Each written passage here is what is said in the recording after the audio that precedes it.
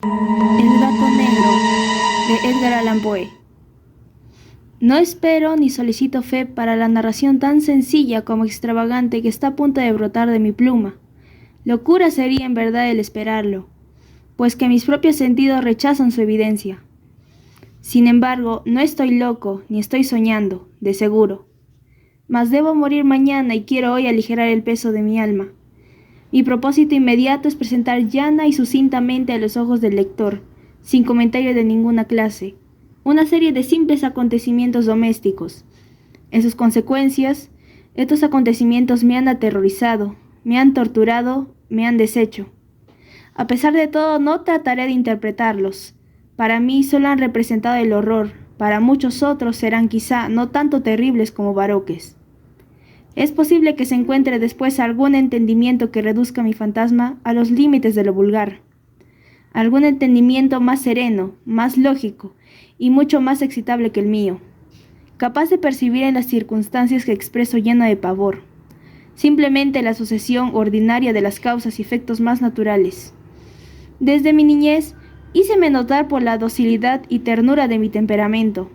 La bondad de mi corazón revestía caracteres de delicadeza tan exquisita, que me hacía el blanco de las burlas de mis compañeros. Era particularmente afecto a los animales, y mis padres condescendían con esta inclinación, procurándome gran diversidad de favoritos, a los que consagraba la mayor parte de mi tiempo, y nunca era tan feliz como cuando les alimentaba y acariciaba.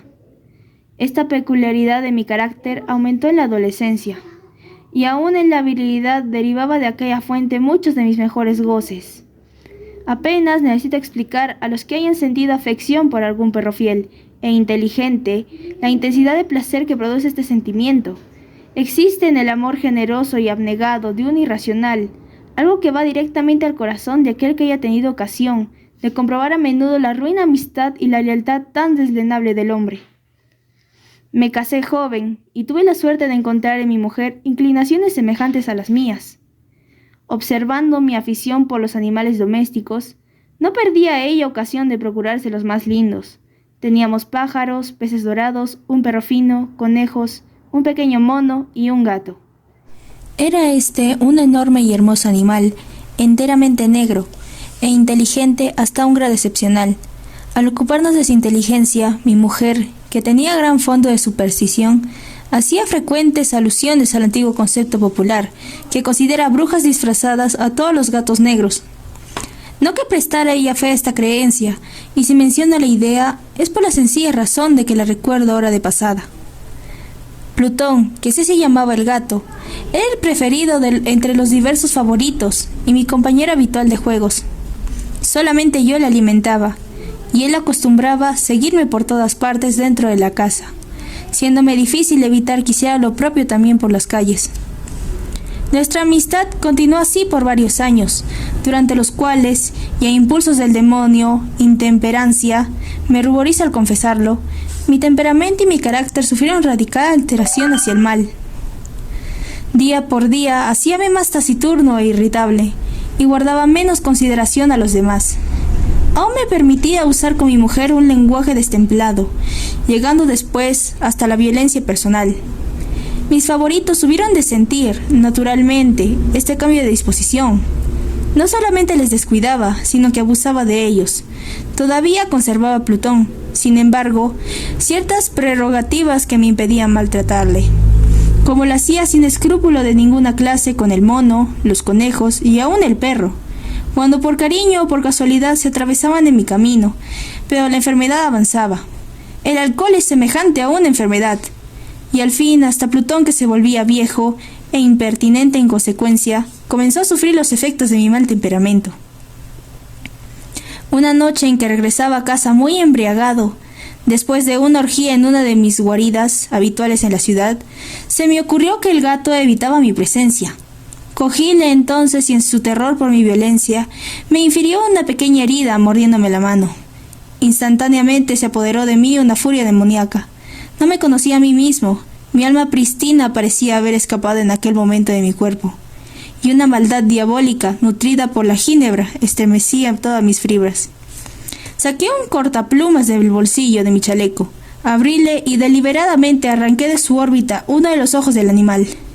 Me avergüenzo, me quemo, me horrorizo al escribir esta abominable atrocidad. Cuando el día siguiente volví a la razón, después de haber dormido los humos de la orgía nocturna, experimenté un sentimiento, mitad de horror, mitad de remordimiento por el crimen cometido. Pero era apenas un sentimiento débil y equívoco que no llegó a conmover mi ánima. Me sumergí de nuevo en los excesos y ahogué pronto en vino la memoria de mi hazaña. Al mismo tiempo, el gato se recobraba lentamente. El hueco vacío del ojo presentaba, es verdad, terrible aspecto. Pero el animal no parecía sufrir ningún dolor. Iba y venía por la casa como de costumbre. Mas, como era de esperarse, huía aterrorizado a mi aproximación. Tenía yo todavía bastante corazón para sentirme apenado por esta evidente prueba de desafecto de parte de un ser que tanto me había amado en otro tiempo. Pero este sentimiento se convirtió pronto en irritación y se presentó entonces para confirmar mi depravación final e irrevocable, el espíritu de perseveridad. De este espíritu no se ocupa la filosofía. Sin embargo, no estoy tan cierto de la existencia de mi alma como que la perseveridad es uno de los impulsos primitivos del corazón humano, una de las facultades primordiales e indivisibles que definen la orientación del carácter del hombre. ¿Quién no se ha sorprendido 100 veces cometiendo alguna acción vil y torpe por la sola razón de que no debería hacerlo? ¿No existe acaso en nosotros cierta perpetua inclinación a violar la ley contra todo el torrente de nuestro buen criterio y solo porque comprendemos que tiene razón de ser? El espíritu de perversidad, decía, vino a poner el colmo a mi depravación, aquella ansia infatigable del alma de vejarse a sí misma, de violentar su propia naturaleza, de hacer el mal por puro gusto. Me impulsaba continua y tenazmente a consumar el daño que había infringido al inofensivo animal. Una mañana, a sangre fría, pasé un lazo a su cuello y lo colgué de la rama de un árbol. Lo ahorqué con lágrimas que corrían de mis ojos y el remordimiento más amargo que laceraba mi corazón. Lo ahorqué porque sabía que me había amado y porque sentía que no me había dado motivo de ofensa. Lo ahorqué porque comprendía que al hacerlo, así cometí un pecado mortal que exponía mi alma a encontrarse, si tal era posible, más allá de la gracia infinita del Dios más misericordioso y más terrible. En la noche del día en que cometí esta crueldad, desperté a los gritos de incendio. Las cortinas de mi cama estaban convertidas en llamas. Toda la casa ardía. Con gran trabajo pudimos escapar de esta conflagración mi mujer, mi criada y yo. Todas mis riquezas desaparecieron repentinamente y desde entonces me entregué a la desesperación. Estoy por encima de la flaqueza de establecer relación alguna de causa y efecto entre el desastre y la atrocidad cometida, pero refiero una cadena de acontecimientos y no quiero dejar ningún eslabón incompleto. Al día siguiente del incendio visité las ruinas. Todos los muros, con excepción de uno, se habían desplomado. El que continuaba en pie era la pared no muy gruesa de una habitación situada en el centro de la casa, y con la cual descansaba antes la cabecera de mi lecho. El estuco había resistido allí en gran parte la acción del fuego, hecho que atribuía a su reciente aplicación. Densa muchedumbre se había apiñado cerca de este muro, y muchas personas parecían examinar cierta parte con viva y minuciosa atención. Las palabras extraño, singular, excitaron mi curiosidad. Me aproximé y pude observar la figura de un gato gigantesco grabado como al bajo relieve sobre la blanca superficie. La impresión se había fijado allí con detalles verdaderamente maravillosos. Veíase una cuerda alrededor del cuello del animal. Cuando se presentó por primera vez ante mis ojos esta aparición, pues difícilmente podría considerarla de otro modo, mi sorpresa y mi terror fueron extremados. Pero al fin vino la reflexión en mi ayuda. Recordé que había ahorcado al gato en un jardín contiguo a la casa. A la voz de fuego, el jardín se llenó de gente inmediatamente, y una de aquellas personas cortó sin duda la cuerda de que pendía el animal, arrojándolo a mi aposento por alguna ventana abierta. Probablemente esto se hizo con el propósito de despertarme. El desplome de los otros muros comprimió seguramente contra el estruco fresco a la víctima de mi crueldad, y la cal de la mezcla, combinada con el amoníaco del cuerpo y por efecto de las llamas, habría producido la figura que allí aparecía. A pesar de que me tranquilicé prontamente mi razón, y a que no mi conciencia, acerca del hecho sorprendente que acabo de manifestar, no dejó por ello de hacer profunda impresión en mi mente. Durante largos meses no pude librarme del fantasma del gato, y en este periodo se apoderó también de mí espíritu cierto vago, sentimiento que se asemejaba al remordimiento, aunque en realidad no lo fuera. Llegué hasta a deplorar la pérdida del animal y a buscar en mi alrededor en los abyectos lugares que frecuentaba habitualmente otro favorito de la misma especie y hasta cierto punto de apariencia semejante para reemplazarle. Una noche en que me hallaba sentado, medio embrutecido, en uno de aquellos antros de infamia, atrajo repentinamente mi atención un objeto negro que reposaba en lo alto de uno de los enormes barriles de ginebra, o de ron, que constituían el principal mueblaje del departamento. Había estado mirando fijamente por varios minutos la parte superior del barril, y lo que causaba mi mayor sorpresa era la circunstancia de no haber advertido antes el objeto en cuestión. Acerquéme y lo toqué.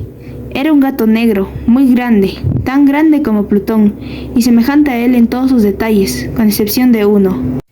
Plutón no tenía un pelo blanco en ninguna parte del cuerpo, mientras este gato tenía un gran grupo de manchas blancas, de forma indefinida, que le cubría casi todo el pecho. Al tocarle yo se levantó prontamente, comenzó a hilar de contento, se restregó contra mi mano, y pareció deleitarse con mi atención. Este era pues el ser que andaba yo tratando de encontrar. Inmediatamente propuse su compra al tabernero, quien manifestó no ser su dueño. No conocía al gato, jamás lo había visto antes. Continué acariciándole y cuando me preparaba a regresar a mi domicilio, el animal mostró disposición de acompañarme.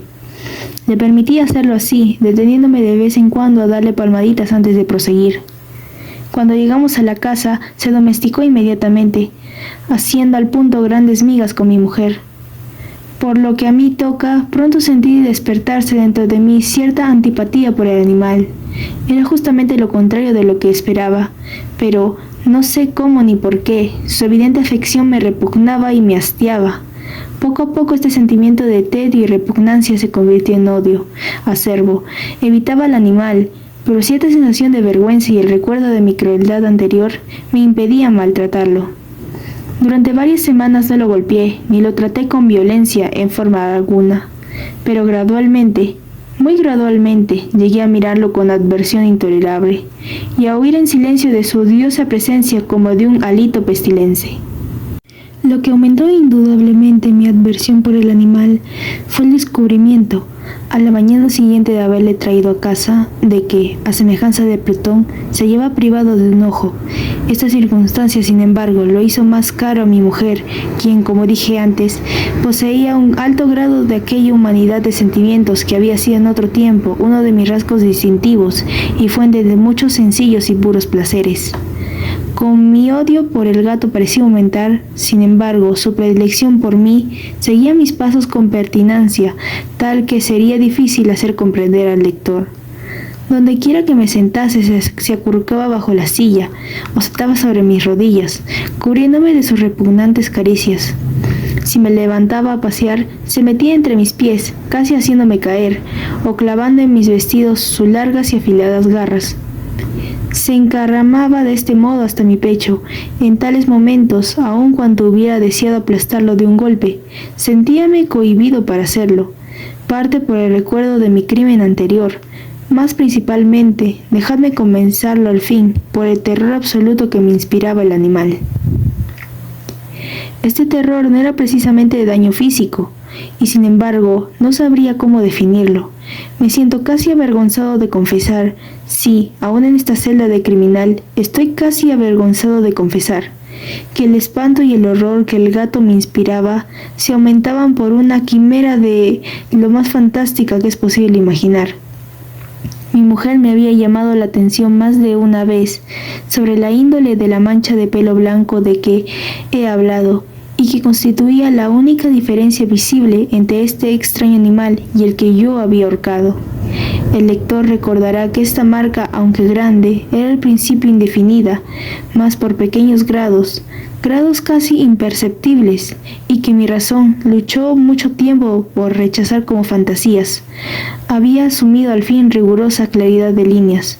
Representaba ahora un objeto que me estremezco de nombrar, y por eso sobre todo aborrecía y temía, y me había librado del monstruo de buena gana, si me hubiera atrevido.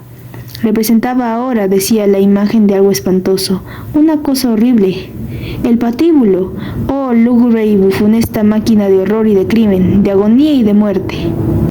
Y me encontraba yo verdaderamente desventurado, más allá de los límites de miseria que es dado soportar a la pobre humanidad, y había de ser una bestia irracional, a cuyo semejante destruí con menosprecio. Había de ser una bestia irracional quien me causara a mí, un hombre, formado a imagen del supremo Dios, este sufrimiento intolerable. Ni de día ni de noche volví jamás a saborear la bendición del descanso. Durante el día la bestia no me dejaba solo un momento, y en la noche despertaba cada instante de sueños de terror insuperable, para sentir sobre mi rostro el ardiente aliento de la cosa y su flácido peso oprimiendo eternamente mi corazón, como pesadilla encamada que no tenía el poder de sacudir. Bajo la presión de tortura semejante, sucumbieron los pocos restos del bien dentro de mí. Los malos pensamientos eran mi sola compañía, los más negros y depravados pensamientos. La acostumbrada irritabilidad de mi carácter aumentó hasta el aborrecimiento de todas las cosas y de toda la humanidad, mientras mi mujer, sin una queja, era, ¡ay de mí!, la víctima diaria y paciente de los súbitos, frecuentes e incontenibles arranques de furia a que entonces me abandonaba ciegamente. Un día me acompañaba ella en algún recorrido casero por los sótanos del viejo edificio que nuestra pobreza nos compelía a habitar.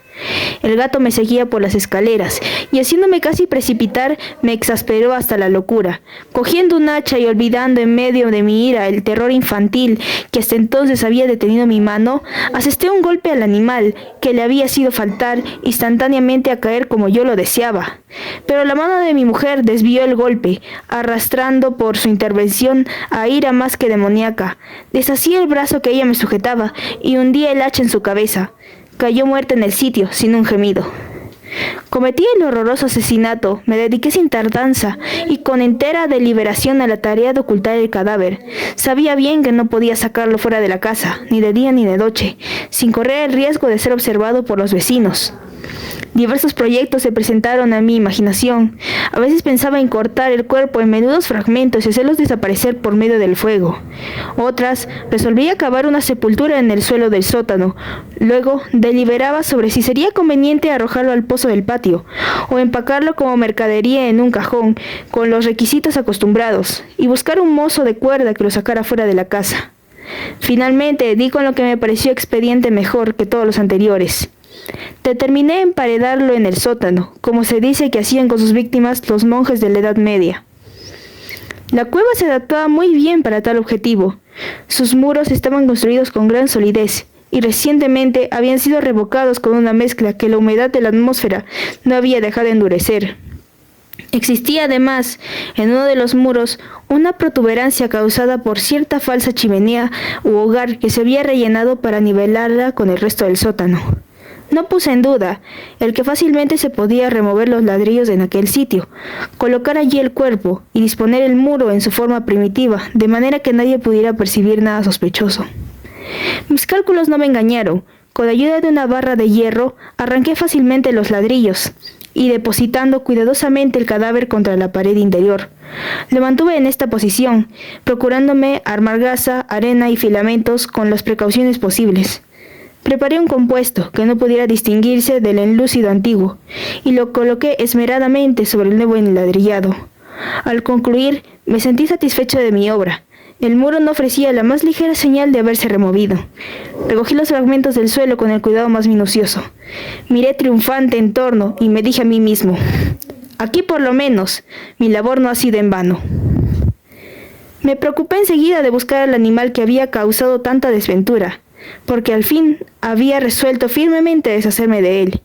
Si me hubiera sido dado encontrarle en aquel momento, su suerte no habría sido dudosa. Más parecía que el taimado gato, alarmado por la violencia de mi cólera, evitaba afrontar mi actual disposición. Es imposible describir o imaginar la intensa sensación de reposo bienaventurado que produjo en mi pecho la ausencia de esta detestada criatura. Tampoco apareció en la noche, y así, por una vez siquiera, desde su llegada a la casa, dormí con sueño profundo y tranquilo. Dormí. ¡Ay!, a despecho del asesinato que pesaba sobre mi alma. Transcurrieron el segundo y el tercer día, y mi atormentador no se presentó. Respiré de nuevo, como hombre libre. El monstruo, en su terror, había abandonado la casa para siempre.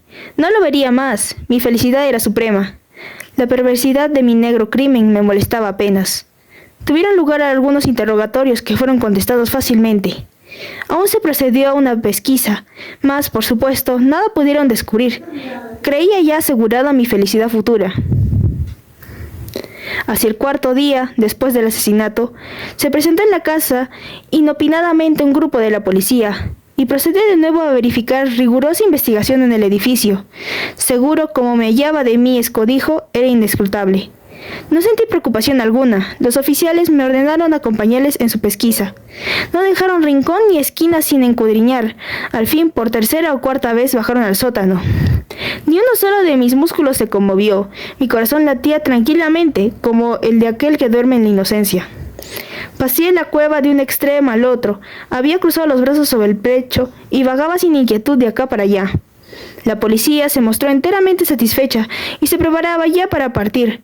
El júbilo era demasiado grande en mi corazón para poder refrenarlo. Me quemaba por decir algo, una palabra de triunfo siquiera, para afirmar más aún la certeza de mi inocencia. «Caballeros», dije al fin, cuando el grupo comenzaba a salir, «estoy deleitado al ver que vuestras sospechas se han desvanecido. Os deseo salud y un poquillo más de cortesía. A propósito, caballeros, esta es una casa muy bien construida». En mi rabioso deseo de decir algo, con desenvoltura, apenas sabía ya lo que hablaba. Hasta diré, admirablemente bien construida. Estos muros, ¿os vais, caballeros? Estos muros están edificados con gran solidez. Y entonces, por puro frenesí de bravata, golpeé pesadamente con un bastón que llevaba en la mano la misma construcción, de ladrillos, tras de la cual se encontraba el cadáver de la esposa de mi alma. Pero, así me libre Dios y me defienda de las fauces del enemigo. Apenas la repercusión de los golpes se ahogó en el silencio, cuando una voz contestó dentro de la tumba, un gemido, ahogado e interrumpido primero, y semejante al llanto de un niño, que pronto se elevó convirtiéndose en un grito largo, fuerte y sosteniendo, completamente anormal y nada humano. Un alardido, un chillido, lamentoso, mitad de horror y mitad de triunfo, como puede oírse brotar solamente del infierno, reuniendo el grito de agonía de los condenados y la exultación de los demonios por su condenación.